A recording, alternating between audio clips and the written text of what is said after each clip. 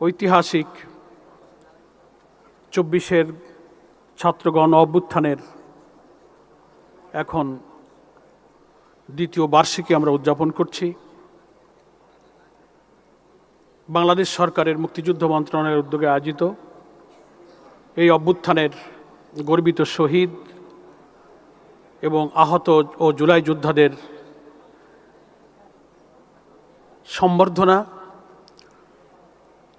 এবং ক্রেস্ট বিতরণ সহ আজকের এই আলোচনা সভার সম্মানিত সভাপতি, মুক্তিযুদ্ধ মন্ত্রণালয়ের মাননীয় মন্ত্রী, এখানে প্রধান অতিথি হিসেবে আমাদের মাঝে উপস্থিত আছেন বাংলাদেশের মহামান্য রাষ্ট্রপতি মেজর অবসরপ্রাপ্ত হাফিজউদ্দিন বীর বিক্রম, উপস্থিত আছেন মাননীয় স্বরাষ্ট্রমন্ত্রী, মুক্তিযুদ্ধ প্রতিমন্ত্রী সহ সম্মানিত সুধীবৃন্দ, অতিথিবৃন্দ এবং আমার দেশবাসী ভাই ও বোনেরা। অনেক সময় আমরা পার করেছি, জোহরের নামাজের সময় হয়েছে। আমি সংক্ষেপে দু একটি কথা বলতে চাই। শুরুতেই আমি আজকের এই অনুষ্ঠানে বাংলাদেশ জামায়াতে ইসলামীর সম্মানিত আমির, জাতীয় সংসদের সম্মানিত বিরোধী দলীয় নেতা ডক্টর শফিকুর রহমানের আন্তরিক শুভেচ্ছা এবং সালাম আপনাদেরকে পেশ করছি। তিনি আপনাদের সকলকে সালাম এবং শুভেচ্ছা জানিয়েছেন। সুধীবৃন্দ, জুলাই অভ্যুত্থানের যে গণ আকাঙ্ক্ষা সেটা আমরা সবাই জানি। সর্বকনিষ্ঠ শহীদ জাবের ইব্রাহিম বলুন, আনাস বলুন, মেহেদি হাসান বলুন, আর ওদিকে মুগ্ধ আবু সাইদ বলুন, সহস্রাধিক জীবন, ২০-৩০ হাজার মানুষের ক্ষত বিক্ষত, রক্তাক্ত, অশ্রুসিক্ত মানুষের এখনও যে কান্না, এক একজনের শরীরে শত শত বুলেট স্পিনটার নিয়ে তাদের ঘুম হয় না, রাতের যে কান্নাকাটি করে, এসব মানুষের আকাঙ্ক্ষা কিন্তু মন্ত্রী হওয়া, এমপি হওয়া, দুনিয়ার কোনো সুযোগ সুবিধা, রাষ্ট্রীয় প্রিভিলেজ নেওয়া, এজন্য তারা রাজপথে কিন্তু জীবনবাজি করে নামে নাই। মৃত্যু ভয়হীন এক অকুতভয় যোদ্ধা হিসেবে তারা নেমেছে। শহীদ জাবেরের মা যখন বলে, ৬ বছরের শিশু মাকে বলেছে, মা আমাকে হেলমেট পরিয়ে দাও, আমি যুদ্ধে যাব। শেখ হাসিনার নিষ্ঠুরতা, বর্বরতা, অত্যাচার, নির্যাতন, ভয়াবহ দৃশ্য দেখে শিশুদের মনের মধ্যে দ্রোহ সৃষ্টি হয়েছিল বলে তারাও রাজপথে ৫ই জুলাই ওই গণভবনের বাংলাদেশের সমস্ত প্রবেশ পথ দিয়ে রাজধানীতে কোটি কোটি মানুষ যখন মিছিলে যাচ্ছিল, ওই সব শিশুরা সেই মিছিলে সামিল হয়ে সেখানেই তারা জীবন দান করেছে। তার অর্থ এই ছিল না যে তারা পৃথিবীর কোনো সুযোগ সুবিধার জন্য এসেছিল। এটা ছিল মানুষের মুক্তি, দেশের কল্যাণ, অন্যায়, অসত্য, অবিচারের বিরুদ্ধে বিবেকের মধ্যে জেগে ওঠা দ্রোহ। সেই দ্রোহই আমাদের সন্তানদেরকে এই বিপ্লবের জন্য রাজপথে নামিয়েছিল। আমার আজকে আবেদন থাকবে মহামান্য রাষ্ট্রপতির উপরে। এই কারণে আলাদাভাবে আমি বলছি যে সরকার এবং রাষ্ট্র, বাংলাদেশের সংবিধান অনুযায়ী দুটো সেপারেট এন্টিটি আছে। অনেক সময়